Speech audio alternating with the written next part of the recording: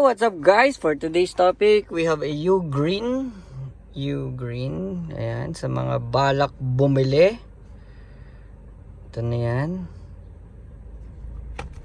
Sa likod niya ay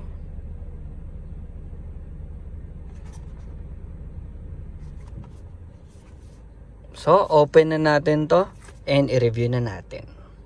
So, sa loob nito, merong tatlong items. Manual, yung U-Green U-Green na product. And ito, hindi ko alam kung ano to. So, ito yung manual, U-Green. And ito na siya. Ayan, U-Green. So, ano siya? Kulay parang black gray or dark gray. So, ayun. Ikakabit ko ngayon siya dito. Ayan. Dito yung USB and dito yung AUX. Yan. So, ito na. Nakakonect na at nagbe-blink na siya. Gumagana siya. So, punta lang tayo ng source. Ayun, AUX. Ayan. So, AUX na yan. So, gamit natin is AUX, which is etong plug na to.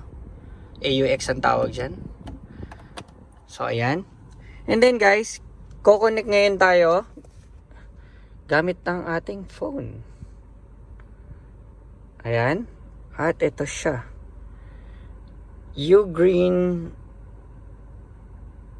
At connected na tayo. Ayan, connected. U-Green, ano yun? 70601. Alright. So, ngayon, punta tayo ng YouTube. Tayo tumunog.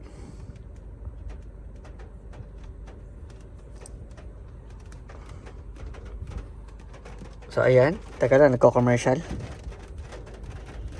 Paano ba ito? Skip.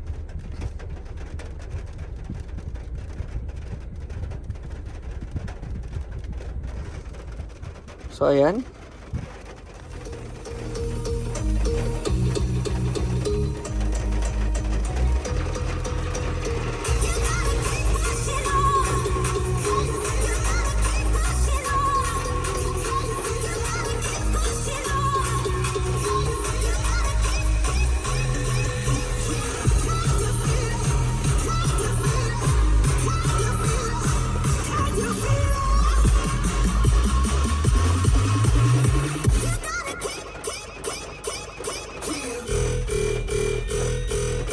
Actually guys,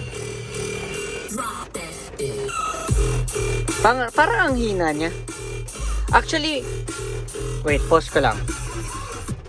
Nagko-connect siya. Okay yung connection, hindi nag-static or kung ano man. Pero guys, nawala yung bass. Nawala yung bass. Uulitin ko I mean, obserbahan niyo yung bass.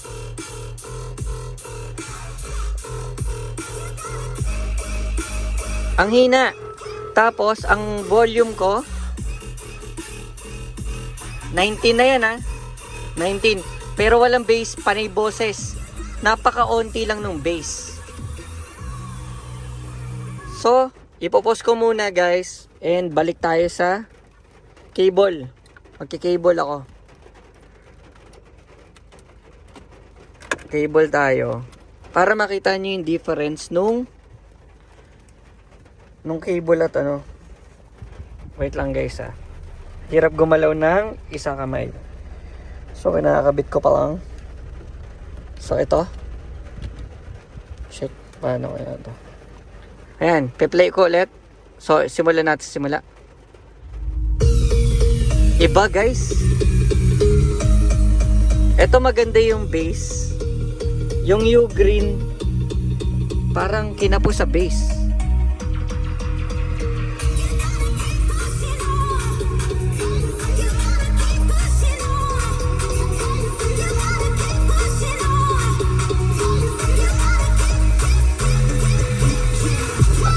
At saka guys, yung detailed nun tunog, mas solid to. Mas solid yung detail ng tunog.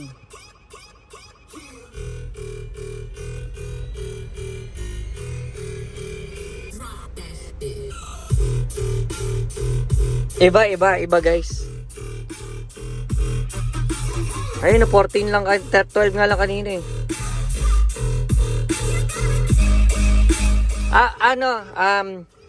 Yung treble niya, yung ano ba yung boses, okay yung boses, pero ang problema sa Ugreen, yung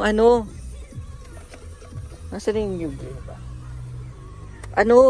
Nawala yung bass niya guys. Yun yung napansin ko lang, nawala yung bass niya. So ayun, review ko, i-return ko to dahil mukhang may problema sa bass yung yung Ugreen. Ito mahina yung bass niya. Mahina bass niya. At saka yung quality nung music is nababawasan. Parang alam mo yung mumurahing sound system, yun yung parang datingan. Parang mumurahin na sound system ang gamit mo pag ito gamit mo. Parang kulang siya sa tigas ng bass, kulang din siya sa lakas sa ganda ng yung clarity nung boses. So ayun, kayo guys kung trip niyo ng ganun lang kasi medyo mahal eh, 400 pesos sa ganung price, syempre mag-e-expect ka ng good quality, 'di ba? For me it's not enough. Yung 400 pesos na amount, not enough yung quality na binibigay. So ayun guys, sana may natulong ako sa mga balak bumili. And hopefully sana natulungan ko kayo kung mag-decide kung okay lang sa inyo na hindi mabas or hindi ganun ka good quality yung sound. Okay to sa inyo. Mukha namang matibay, mukhang tatagal. Pero kung maarte kayo like me na ayun nga, gusto ng yung quality talaga yung sound, since yun nga maparte akong tao, hindi ko nare-recommend to sa inyo kasi yung quality ng song nabawasan talaga. I mean, hindi ganun nakaganda. So iba yung solidness ng tunog nito. Ay na-expect ko ganyan din eh. Kaso guys, hindi eh. So ayun, that's my vlog for today. Ugreen Ugreen reviews. And ayun, for me yung amount na 400 is too much para dun sa quality yun. Ayun guys, that's today's video. Hopefully natulungan ko kayo sa mga kung ano man, sa idea, nabigyan ko kayo na idea kung anong klaseng quality nun. And that's today's video. Thanks for watching and see you in my next video. Thanks guys. Bye.